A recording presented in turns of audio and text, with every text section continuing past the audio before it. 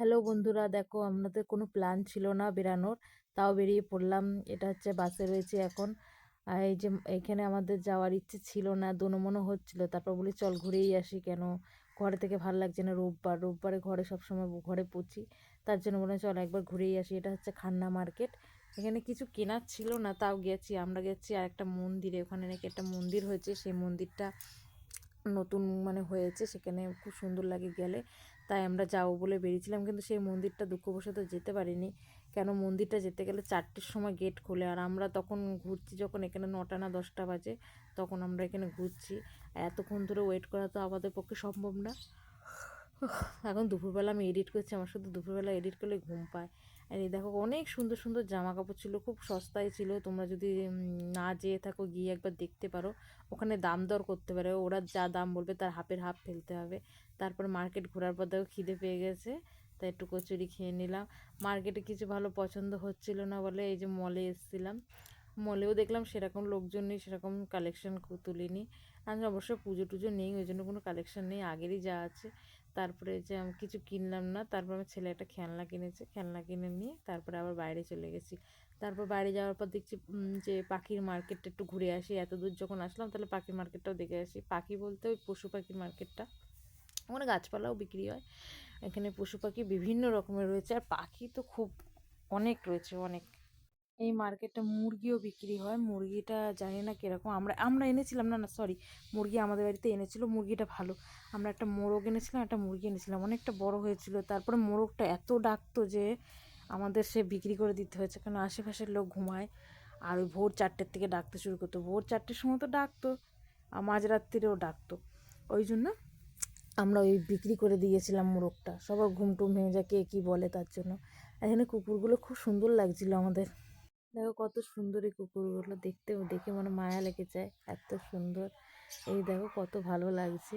এখানে সব অনেক দামি দামি কম দামি কুকুরের বাচ্চা রয়েছে।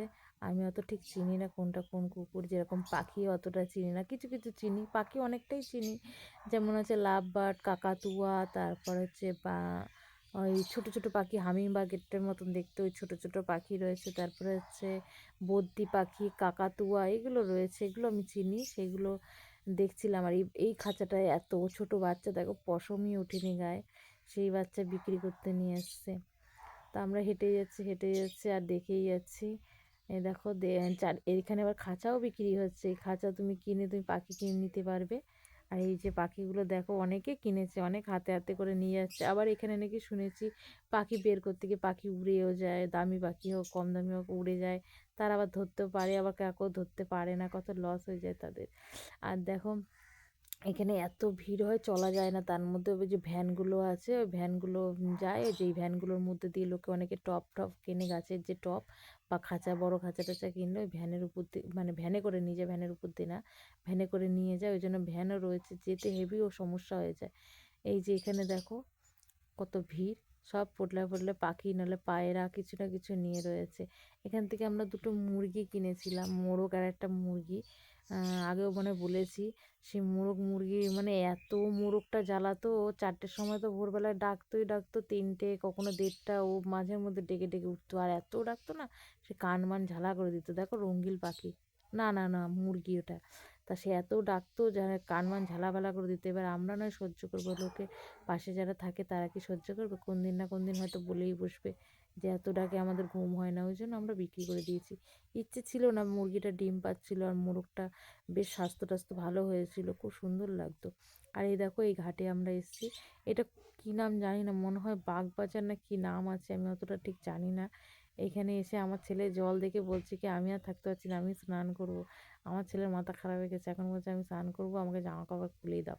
আর ভিতরে জামা প্যান্ট পরিয়ে নিয়ে এসেছিলাম, সেই জামা কাপড় খুলে ও স্নান করতে নেমে যাচ্ছে।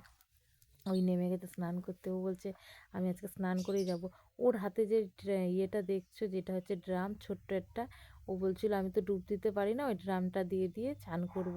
ওই ড্রামটা দিয়ে স্নান করতে করতে ওই ড্রামটা ভাসিয়ে দিয়েছে জলের মধ্যে। 15 টাকা দিয়ে কিনেছিলাম, সবে মাত্র কিনেছি, কিনে ভেবেছিলাম জল নিয়ে যাব, গঙ্গার জল। আর ও ওই ড্রাম দিয়ে স্নান করতে গিয়ে ভেসে ভাসিয়ে দিয়েছে, ভেসে ভেসে অনেকটা দূরে চলে গেছে। আর আমরাও অতটা চেষ্টা করিনি, কীরকম ডিপ আছে না আছে আমাদের জানা নেই। ওই জন্য চেষ্টা করিনি কেউ থাক গিয়ে। আর এই দেখো লঞ্চে আমরা উঠবো বলে লঞ্চের দিকে এসেছিলাম। লঞ্চে দেখছিলাম যে কতটা মানে দূর যাবে সে জিজ্ঞেস টিজ্ঞেস করছিলো ভাইরা। আর আমরা এদিকে দেখছিলাম লঞ্চটা। আর এত সুন্দর লাগছিলো জায়গাটা, মানে ঘুরতে খুব ভাল লাগছিলো। সূর্যটা দেখো উঠেছে, কি সুন্দর লাগছে, ও ভিউটা হেব্বি লাগছে। আর এখানে দেখো মাঝিরা মানে দুটো মাছ ধরে রেখেছে, ধরে ল্যাজ দুটো পেতে রেখেছে দেখো। আর আমাদের তর্ক তর্ক হচ্ছিলো যে এটা একজন বলছিল যে পাঙাশ মাছ, একজন বলছে মাগুর মাছ। এটা কী মাছ আমরা বুঝতে পারিনি। দেখে তো মনে হচ্ছে মাগুর মাছের মতনই লাগছে, জানি না কী মাছ, অতটা আমরা মাছ চিনতে পারছিলাম না, জলের মধ্যে ছিল যেহেতু। এই নৌকা মাঝি যারা চালায় তারাই হয়তো ধরে এরকম বেঁধে রেখেছে যাদের জ্যান্ত থাকে, ওই জন্য ল্যাজটা বেঁধে রেখেছে। দুটো মাছই ছিল, তা আমরা দেখেই যাচ্ছিলাম দেখেই যাচ্ছিলাম।